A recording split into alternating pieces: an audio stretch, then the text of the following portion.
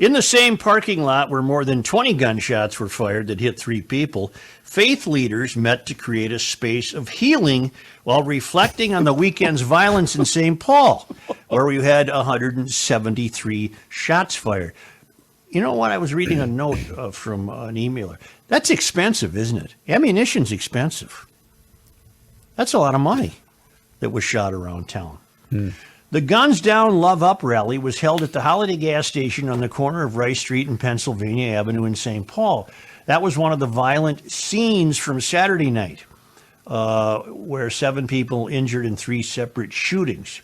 7 people were shot that night and into Sunday morning from 3 separate shootings. St. Paul police say that at least 173 shots were fired within a 3-hour time span. I'm really getting tired of our community getting destroyed by all these different entities, Chantel Allen, organizer of the rally and leader of Black Lives Matter Twin Cities, said. I feel like the time is now to really start to navigate those changes. Allen, who also sits on the St. Paul School Board, says that improving the education system would help curb the violence. That name should ring a bell to you, Chantel Allen. It does. And she was? Yeah. Activist extraordinaire. She's the fraud who tried to get these poor Asian servers at Benihana restaurant in trouble. Yes. Right. And put out the call on her Facebook page to, why don't you come over here and let's have a protest. Yeah. Dreaming this up out of whole cloth, this fraudulent woman. Because they wanted to clean the table. Wasn't that the bit? Right. Yeah. And they wanted the table cleaned, and the server said, may I take you to a different table? We still haven't solved that mystery, but it's neither here nor there. Chantel Allen was very instrumental in creating 10 seconds of fame for herself, screaming racism. Yeah, she instantly went to the racism card. And here she is. I saw her last night on the news, and she is... A, she's a school board member, and B, I didn't know she was head of the Twin Cities Black Lives Matter. But she is desperately searching for a sentence or two that can blame someone else for this. Yep. And she's struggling. Yeah, she's one of those. Listen, I'm really getting tired of our community getting destroyed by all these different entities. Well, what does that mean? What does that mean? It means nothing. Entities. What different entities are you talking about, Chantel Allen? We already know what you're up to. I feel like the time is now to really start to navigate those changes. What changes? Well, we're having a healing circle or whatever. What the hell is she even talking about? Yeah, we gotta have a healing Was she circle. referring to the 175 gunshots? She's referring to her community getting destroyed by different entities. It's gangbangers, you dumbbell. Right. Jeez. Allen, who also sits on the St. Paul School Board, says that improving the education system would help curb the violence. Well, plus being in school might help too, but you'd have to take that up with the teachers' unions. You gotta show up. The housing issues play a part in this. She's all over the map. Oh, yeah. We have poverty disparities out of this world in the state of Minnesota amongst black folks. And God, I just feel like foghorning the word folks. And if we can just give these kids, these youth, some skills that they can start to earn a living wage, they won't be out there in this trouble, she said. That's what school is called, Chantel. You go to school and you get an education. And then you get a job someday. It's deeper than that. You know what she's describing is everything that we've been talking about for the past however many years. She's describing the broken home.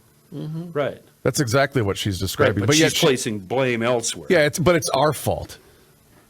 Well, she's stopping short of saying it's your fault, but she really, really wants to. Mm-hmm. So therefore, there comes education, there comes housing, there comes income disparities, there comes socioeconomic disparities.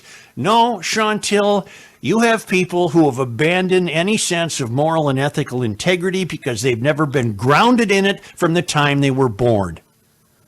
And then you get a Saturday night, Chantel Allen, when it's 80 degrees and you're going to have 173 gunshots. And God help you, lady, because we already know you're a phony. What's going to happen when there's 5 straight nights of 85 degrees? Because this has nothing to do with education. This has nothing to do with poverty. This has nothing to do with housing disparities. How many of the people who fired the 173 shots slept on the street that night? I bet none. I bet they all had a bed somewhere. Sunday evening, outside the home where more than 100 shots were fired during a party earlier that morning, St. Paul leaders, including the mayor and police chief, met to denounce the violence and commit to finding solutions to stop the gunfire. We have been committed in St. Paul over the last several years to going even deeper to identifying the causes. This is Mayor Melvin Carter. The neighborhood level causes, the family level causes, the community and individual level causes that end up putting us in these situations over and over again. Carter says the city is caught in a cycle of violence that has gone for too long. Also at Sunday's meeting, Carter said they need the community's help to slow it down. The mayor called for the end of the term snitching when referring to someone reaching out to police with information. Instead, Carter said that's called helping your community. Well, I don't disagree with that. That's fine for him to seek an end to the use of the word snitching. But the answer here, whatever people, you want. the answer is not complicated. These are bad actors. Mm-hmm. These are young people who don't have respect for life. They don't have respect for authority. They don't have respect for anything. This is not complicated, Chantel Allen.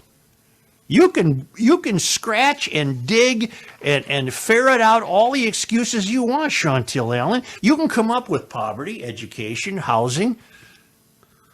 That's not the answer. Isn't it also kind of comical that a school board member is blaming schools? Good catch. Thank you. Yeah, good catch. I'm on the school board. If only we had better education. Yeah. We have What to are you going to improve do the about it, schools. you goofball? Gee whiz. It's just amazing.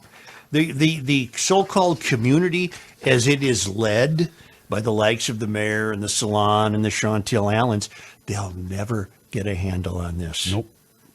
They don't know how. The mayor, I've said this a million times, it'll never get through to him.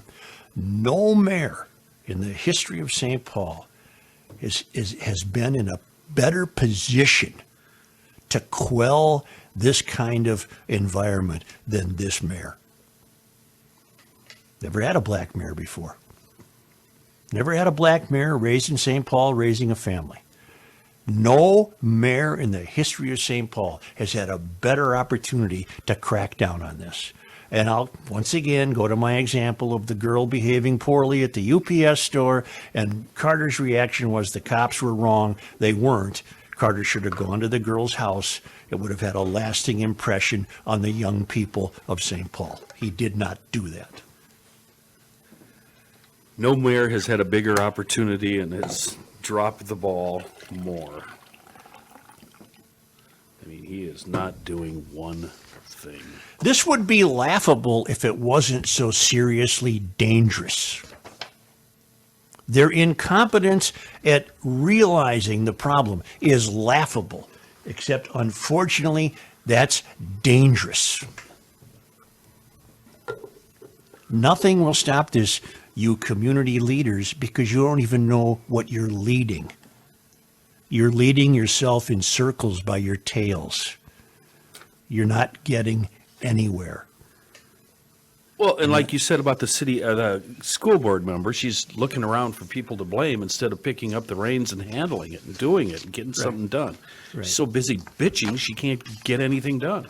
And it's also a case, too, of the likes of Chantel Henderson or whatever her name is. Allen. Chantel Allen and Mayor Melvin Carter. It's the boilerplate nonsense that they're spewing because they don't even care about the position they have. They're seeking a position of greater heights. We've said it before with Carter. He seeks it. Carter seems to be waiting for that magic phone call. I'm not sure he'll ever get Sitting in it. his office looking at his phone. Right. Yeah. Ring, Come on, damn it, Biden ring. administration. I mean, where are you? that goes all the way up to the top, by the way, with people in public office. They all just seek something greater. They don't care about the responsibilities that they currently Ride have. that third rail, Chris Reavers. Yep. Ride that rail.